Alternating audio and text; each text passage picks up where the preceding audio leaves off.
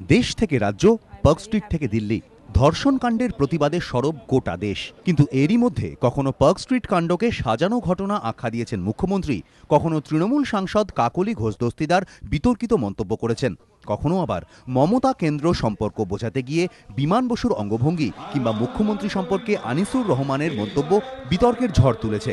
আর এই প্রেক্ষাপটেই শুক্রবার নাম না করে দলীয় নেতা থেকে শুরু করে মমতা বন্দ্যোপাধ্যায় সবাইকে বার্তা দিলেন বুদ্ধদেব ভট্টাচার্য। প্রাক্তন মুখ্যমন্ত্রীর পরামর্শ, মহিলাদের সম্পর্কে ভাষা সংযত হওয়া দরকার। আর বুদ্ধবাবু যখন এই কথা বলছেন, তখন তার সঙ্গে একই মঞ্চে উপস্থিত বিমান বসুও। আরো সতর্ক হওয়া আমাদের চিন্তায়, চেতনায় এবং আমাদের ভাষা প্রয়োগে।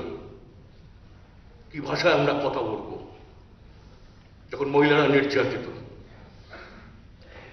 কি ভাষায় আমরা কথা বলবো আমাদের পরিবার, আমাদের বাড়িতে মা, মেয়ে, বোন, তারা কি ভাষায় আমাদের কথা শুনবে? আজকে সতর্ক হওয়ার, ভাষাকে সংযত করার সময় এসেছে। রাজ্যে চিটফান্ড সংস্থাগুলির বারবারন্তেরও তীব্র সমালোচনা করেন বুদ্ধদেব ভট্টাচার্য।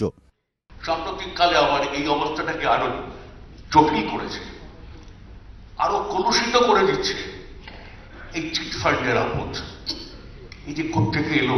মানুষের আইনসঙ্গতভাবে স্বল্পবিত্তের মানুষের জমানো টাকা সরে যাচ্ছে এইসব চিটফান্ডে। এই টাকা কি হবে? কি নিশ্চয়তা টাকা তারা ফেরত পাবেন? আমরা নিশ্চিত এই টাকা তারা ফেরত পাবেন না। সেই মানুষকে রক্ষা করার জন্যই আমাদের মুখ খুলতে হয়েছে। ইউনিভার্সিটি ইনস্টিটিউট হলে দলীয় মুখপত্রের এক অনুষ্ঠানে এদিন উপস্থিত ছিলেন বুদ্ধ বিমান।